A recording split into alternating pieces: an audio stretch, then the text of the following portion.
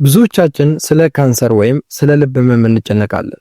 ነገር ግን በሰዓታት ውስጥ መላ ሰውነታችንን ሽባ ሊያደርግ የሚችል ጸጥተኛ ገዳይ በውስጣችን እንዳለ ግን ማስተዋል አለብን። የአንጀት መመርቀዝ ወይም ሴፕሲስ ተራ የሆድ ህመም ሳይሆን የሰውነት መከላከያ ስርዓታችን መስመሩን ስቶ የገዛ አካላችንን ማውደም የሚጀምርበት የህይወትና የሞት ፍልሚያ ነው። በየሰከንዱ የሚቆጠር ጊዜ ባለበት በዚህ በሽታ ውስጥ ምልክቶቹን ለይቶ አለማወቅ ዋጋው የህይወት መስዋዕትነት እንደሆነ በደንብ አሳያችኋለሁ። ሰላም ጤና ይስጥልኝ የጤና ጉዳይ ቻናል ቤተሰቦቼ እንደምን አላችሁ? ዛሬ ይዤላችሁ የመጣሁት ስለ ተራ የሆድ ቁርጠት ሳይሆን በቸልታ ካለፍነው በሰዓታት ውስጥ ህይወትን ለከፋ አደጋ ስለሚያጋልጠውና በሰውነታችን ውስጥ እንደሚነሳ የእርስ በርስ ጦርነት ስለሚቆጠረው ስለ አንጀት መመርቀዝ ወይም ሴፕሲስ አሳሳቢ ጉዳይ ነው። ወደ ዝርዝሩ ከመግባታችን በፊት ግን እንዲህ ያሉ ህይወት አድን የጤና መረጃዎቼ ሁልጊዜ እንዲደርሷችሁ ሰብስክራይብ፣ ላይክ እንደዚሁም ደግሞ ሼር በማድረግ ቤተሰቡን ሁላለሁኝ። የምትፈልጉትን ጥያቄና ሐሳብ ደግሞ ኮሜንት ላይ አስቀምጡልኝ። ሁሉንም ጥንቃቄ በተሞላበት መንገድ እማነብና ለእናንተም ደግሞ ተገቢው ምላሽ የምሰጥበት ይሆናል። አሁን ወደዚያው ስለ ህይወታችሁ ጥንቃቄ ወደምትማሩበትና ስለ አንጀት መመርቀዝ ዝርዝር መረጃ ወደምናይበት ክፍል እንለፍ። አብራችሁኝ ቆዩ። በዓለም ዙሪያ በየ2.8 ሰከንዱ የአንድ ሰው ህይወት በአንድ በታወቀ ነገር ግን ትኩረት ባልተሰጠው ምክንያት ያልፋል። እሱም የአንጀት መመርቀዝ ነው። ብዙዎቻችን ስለ ካንሰር ወይም ስለ ልብ ህመም እንጨነቃለን እንጂ ነገር ግን ከውስጣችን የሚነሳውና በሰዓታት ውስጥ መላ ሰውነታችንን የሚቆጣጠረው ይህ ጸጥተኛ ገዳይ ምን ያህል አደገኛ እንደሆነ አናውቅም። ተራ የሆድ ቁርጠት መስሎ ነበር የጀመረው። የበላሁት ሳይስማማኝ አልቀረም በሚል በቸልታ የሚታለፍ ጥቂት ሰዓት መጨረሻው የህይወትና የሞት ፍልሚያ ወደሚደረግበት የድንገተኛ አደጋ ክፍል ያመራናል። የአንጀት መመርቀዝ ወይም በሕክምናው ቋንቋ ሴፕሲስ የጊዜ ጉዳይ እንጂ የትዕግስት ጉዳይ አይደለም። ይህ በሽታ በሰውነታችን ውስጥ የሚካሄደው ድብቅ ጦርነት እንዴት ይጀምራል ስንል አንጀት ሲመረቅዝ ኢንፌክሽኑን ለመዋጋት የሚነሳው የሰውነታችን መከላከያ ስርዓት መስመሩ ስቶ የገዛ አካላችንን ማውደም ይጀምራል። ይህ ሁኔታ የህክምናው አስቸኳይ ጊዜ ወይም ሜዲካል ኢመርጀንሲ የሚባል ሲሆን ምልክቶቹን ለይቶ አለማወቅ ዋጋው የህይወት መስዋዕትነት ሊሆን ይችላል። በቅድሚያ የአንጀት መመርቀዝ በሽታ ምንድነው ከሚለው ስንነሳ የአንጀት መመርቀዝ በቀላሉ ሆድ ህመም ወይም የምግብ መመረዝ አድርገን ልንወስደው እንችላለን። ነገር ግን እውነታው ከዚህ እጅግ የላቀና ውስብስብ ነው። የአንጀት መመርቀዝ ማለት በአንጀታችን አካባቢ የተነሳ ኢንፌክሽን ቁጥጥር ወጥቶ መላ ሰውነታችንን የሚወርበትና የገዛ ራሳችንን የሰውነት መከላከያ ስርዓት በስህተት የራሳችንን አካል ማጥቃት የሚጀምርበት ከፍተኛ የጤና ቀውስ ነው ማለት ነው። ሁኔታው የሚጀምረው በአንጀታችን ውስጥ ያሉ ባክቴሪያዎች ወይም መርዛማ ነገሮች መቆየት ከነበረባቸው ጠባብ ቦታ ወጥተው ወደ ደም ዝውውር ሲቀላቀሉ ነው።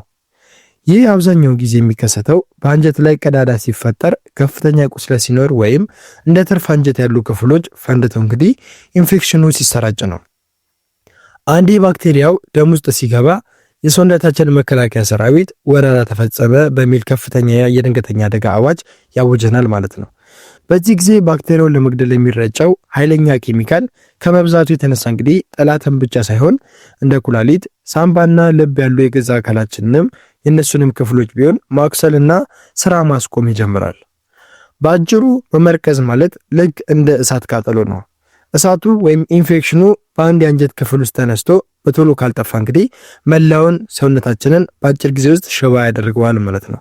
ስለዚህ የአንጀት መመርቀዝ ሲባል ኢንፌክሽኑ ራሱ ብቻ ሳይሆን ሰውነታችን ያንን ኢንፌክሽን ለመዋጋት የሚያደርገው ከመጠን ያለፈና የተሳሳተ ግብረ መልስ የሰውነታችንን ክፍሎቻችን እንግዲህ አደጋ ላይ የሚጥልበት አስፈሪ ሁኔታ ነው ማለት ነው። የአንጀት መመርቀዝ ወይም ሴፕሲስ በድንገት የሚከሰት ቢመስልም እንኳን ከጀርባው ግን በሰውነታችን ውስጥ የሚፈጠሩ 5 ዋና ዋና የጤና ቀውሶች ውጤት ነው። እነሱንም እንግዲህ በአንድ ላይ ጭምቅ አድርጌ አስረዳችኋለሁ። የመጀመሪያውና በጣም የተለመደው መንስኤ የአካል ክፍሎች መፈንዳትና መበሳት ነው ወይም ፐርፎሬሽን የሚባለው ሲሆን በተለይም የትርፍ አንጀት ወይም አፔንዲክስ አብጦ ሲፈነዳ ወይም ደግሞ የቆየ የጨጓራ ቁስለት የአንጀትን ግድግዳ በስቶ ቀዳዳ ሲፈጥር በውስጡ መታጠር የነበረባቸው በቢሊዮን የሚቆጠሩ ባክቴሪያዎችና መርዛማ ቆሻሻዎች በቀጥታ ወደ ሆድ ዕቃችን ወደ ደም ይፈሳሉ ማለት ነው።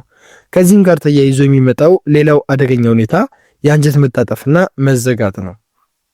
ይህም አንጀት በተለያዩ ክፍሎች ለምሳሌ በእጢ ወይም በጠባሳ ሲታጠፍ የደም ዝውውር እንዲቋረጥ ያደርጋል። በዚህም የታጠፈው የአንጀት ክፍል መበስበስ በመጀመር እንግዲህ መርዙንና ባክቴሪያን ወደ መላ ሰውነታችን ይረጫል ማለት ነው። በተጨማሪም የጎረቤት አካላት ኢንፌክሽንን መሰራጨት ለዚህ ችግር ትልቅ በርን ይከፍታል።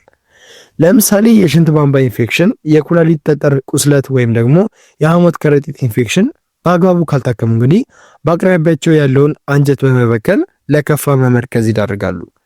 በሌላ በኩል ደግሞ ከቀዶ ጥገና በኋላ የሚከሰቱ ውስብስብ ችግሮች ለአንጀት መመርከዝ መንስኤ ሊሆኑ ይችላሉ። ይህም በሆድ ዕቃ አካባቢ የሚደረጉ ቀዶ ጥገናዎች ስፌታቸው ሲላላ ወይም በሂደት ወቅት ባክቴሪያ ወደ ሆድ ዕቃችን ውስጥ ከገባ ኢንፌክሽኑ በፍጥነት በማደግ እንግዲህ መላውን የአንጀት ክፍል ሊመረቅዝ ስለሚችል ነው ማለት ነው። በመጨረሻም በደም ውስጥ የሚሰራጩ ባክቴሪያዎች ኢንፌክሽኑን ከአንጀት ውጪ ለምሳሌ በሳምባ ምች ወይም በከባድ የቆዳ ቁስለት በመጀመር ባክቴሪያው አንዴ ደም ውስጥ ከገባ በኋላ ወደ አንጀት ግድግዳዎች በመሄድ እዚያ ላይ ከፍተኛ ቁስለትና መመርቀዝን ሊፈጥሩ ይችላሉ ማለት ነው። እነዚህ 5 ነጥቦች እንግዲህ የአንጀት መመርቀዝ እንዴት በድንገትና በአደገኛ ሁኔታ ሊከሰት እንደሚችል በግልጽ ያሳዩናል ማለት ነው። የአንጀት መመርቀዝ ምልክቶች መጀመሪያ ላይ እንደ ተራ የሆድ ህመም ሊጀምሩ ቢችሉም በፍጥነት ግን ወደ ከባድ የጤና ቀውስ ይቀየራሉ። ዋነኛውና ቀዳማዊው ምልክት እንግዲህ ከፍተኛና የማይታገስ የሆድ ህመም ሲሆን በተለይም ሆድን ሲነኩት እንደ ድንጋይ መሆንና መገተር ይታይበታል። ይህም የሆድ ዕቃ ግድግዳ በኢንፌክሽን መቆጣቱን ያሳያል። ከዚህም ጋር ተያይዞ እንግዲህ የሰውነት ሙቀት መዛባት የሚከሰት ሲሆን ግለሰቡ ከፍተኛ ትኩሳትና ብርድ ሊለው ወይም ባልተለመደ ሁኔታ የሰውነት ሙቀቱ በጣም ሊቀንስ ይችላል። በተጨማሪም ኢንፌክሽኑ ወደ ደም እየተሰራጨ መሆኑን የሚጠቁሙ የልብ ምትና የትንፋሽ መዛባቶችም ይታያሉ። ይህም ደግሞ ልብ ደም ለማድረስ በከፍተኛ ፍጥነት መምታት መጀመርና ሰውነት በቂ ኦክሲጅን ለማግኘት ሲል ትንፋሽ መቆራረጥን ያካትታል። ሌላውና አደገኛው ምልክት የንቃተ ህሊና መለወጥ ነው። ይህም በደም ግፊት መቀነስ ምክንያት አንጎል በቂ ደም ስላላገኘ ብቻ ግለሰቡ በድንገት ግራ መጋባት፣ የሚናገረውን ማጣት ወይም ደግሞ ከመጠን ያለፈ ድብርት ውስጥ ሊገባ ይችላል ማለት ነው። በመጨረሻም እንግዲህ የሰውነት አካላት ስራ ማቆማቸውን የሚጠቁሙ እንደ ሽንት መቆራረጥ ወይም መጥፋት፣ ከፍተኛ መቅለሽለሽና ተደጋጋሚ ትውከት ያሉ ምልክቶች ይታያሉ። እነዚህ ሁሉ ምልክቶች እንግዲህ በአንድ ላይ ሲታዩ ሁኔታው የሰዓታት እንጂ የቀናት ጉዳይ ስላልሆነ በአስቸኳይ ወደ ሕክምና ተቋም መሄድና ብቸኛውንና አስተማማኙን አማራጭ መውሰድ ይኖርበታል ማለት ነው። የአንጀት መመርቀዝን ለመከላከልና ካጋጠመም ደግሞ በሰላም ለማውጣት ዋነኛው ቁልፍ ንቃት እንዲሁም ደግሞ ፈጣን እርምጃ የትኛው ነው የሚለውን ስንመለከት ደግሞ መከላከያ የሚጀምረው እንግዲህ ከንጽህና ሲሆን ንጹህ ምግብና ውሃ በመጠቀም በአንጀት ውስጥ የሚፈጠሩ የባክቴሪያ ኢንፌክሽኖችን መቀነስ ይቻላል። ከዚህም በተጨማሪ እንደ የሆድ ቁስለት ወይም አልሰር ያሉ የትርፍ አንጀት ወይም ደግሞ የሽንት ቧንቧ ኢንፌክሽን ያሉ ምልክቶችን ሲታዩባችሁ እንግዲህ በቸልተኛነት ሳታልፉ ቀድሞ መታከም ኢንፌክሽኑ ተስፋፍቶ ወደ መመርቀዝ ደረጃ እንዳይደርስ ያደርገዋል ማለት ነው። ነገር ግን አንዴ የመመርቀዝ ምልክቶች ከታዩ ብቸኛውና አስተማማኝ መፍትሄ በአስቸኳይ ወደ ሆስፒታል መሄድ ነው። ምክንያቱም ይህ በሽታ በቤት ውስጥ በሚደረግ እርዳታ ወይም በባህል መድኃኒት ብቻ የሚድን ሳይሆን በደም ስር የሚሰጡ ኃይለኛ አንቲባዮቲኮችን፣ ከፍተኛ የፈሳሽ ድጋፍንና አንዳንዴም የፈነዳውን ወይም የተዘጋውን አንጀት ለማስተካከል የቀዶ ሕክምናም ጥገና ሊያስፈልግ ስለሚችል የግድ ይላል ማለት ነው። በሕክምናው ዓለም ጊዜ ህይወት ነው የሚለው አባባል ለዚህ በሽታ በትክክል ይሰራል። ምክንያቱም በእያንዳንዱ የዘገየች ሰዓት ውስጥ የሰውነት አካላት የመጎዳት እድላቸው ስለሚጨምር እንግዲህ ምልክቶቹን እንዳያችሁ ወደ ድንገተኛ ክፍል መሮጥ የመትረፍ እድላችሁን በከፍተኛ ሁኔታ ይጨምረዋል ማለት ነው። በአጭሩ ቅድሚያ ጥንቃቄ ማድረግ ከመመርቀዝ ቢታደገንም በሽታው ከተከሰተ ግን ፈጣን የህክምና ጣልቃ ገብነት ብቸኛው የህይወታችን አድን መስመር ነው ማለት ነው። እንግዲህ እዚህ ቪዲዮ ላይ የተለያዩ ምስሎችን እያጋሯችሁ ነው። ነገር ግን የዚህን በሽታ ትክክለኛ የሰዎችን ፎቶ ወይም ደግሞ ምስል ባቀርብላችሁ ዩቲዩብ አልጎሪዝሙ ለየት ያለ ስለሆነና ያንን ሪጀክት ሊያደርገው ስለሚችል እዚህ ላይ ማድረግ አልቻልኩም።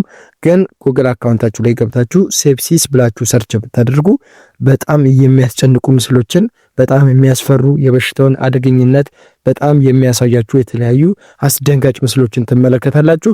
ይህ ሁሉ ችግር ከመፈጠሩ በፊት ግን እባካችሁ ራሳችሁን በንቃት ጠብቁ። ይህ በሽታ በጣም አስከፊና በጣም መርዝ የሆነ በሽታ ስለሆነ ራሳችሁን ተንከባከቡ ለማለት እወዳለሁ ማለት ነው። ክቡራትና ክቡራን ጸጥተኛው ገዳይ ተብሎ ስለሚጠራውና በድንገት ተከስቶ ለጤናችን ትልቅ ስጋት ስለሚሆነው ስለ አንጀት መመርቀዝ ወይም ሴፕሲስ የነበረን ቆይታ ይህንን ይመስል ነበረ። ዛሬ የተመለከትናቸው ነጥቦች የአንጀት መመርቀዝ ምንነትን፣ በሰዓታት ውስጥ ሰውነታችንን እንዴት ለከፋ አደጋ ሊያጋልጥ እንደሚችል እንዲሁም እንደ ድንጋይ የሚገተር የሆድ ህመምንና የንቃተ ህሊና መዛባትን የሚመሳሰሉ ቀይ መብራቶችን በሚገባ እንዳስገነዘብኳቸው ተስፋ አድርጋለሁ። ይህንን የጤና ቀውስ ቀድሞ መረዳትና ምልክቶቹን እንዳያችሁ ፈጣን የህክምና እርዳታ መፈለግ ማለት ራስንና ቤተሰቦቻችንን ካልተፈለገ የህይወት መስዋዕትነት የምንታደግበት ብቸኛው የጥበብ መንገድ ነው ማለት ነው። በዛሬው ውይይታችን ላይ ያላችሁን አስተያየት እንዲሁም በሌላ ርዕስ እንድንወያይ የምትፈልጉት ጥያቄ ካለ እንግዲህ ኮሜንት ሴክሽን ላይ አጋሩኝ። ሁሉንም በጥንቃቄ የማነብ ይሆናል። እንዲሁም ደግሞ ተገቢው ምላሽ በተገቢው ሰዓት የማቀርብላችሁ ይሆናል። ይህ መረጃ ለብዙዎች ደርሶ የሰዎችን ህይወት እንዲታደግና የጤና ግንዛቤያቸውን እንዲያሳድግላቸው እንግዲህ ሼር ማድረጋችሁን አትርሱ ማለት ፈልጋለሁ። በሚቀጥለው ዝግጅታችን ሌላ ጠቃሚ የጤና መረጃ ይዤላችሁ እስከመለስ ድረስ በያላችሁበት ሰላምና ጤና ለእናንተ ይሁን። ሰላም ሁኑ።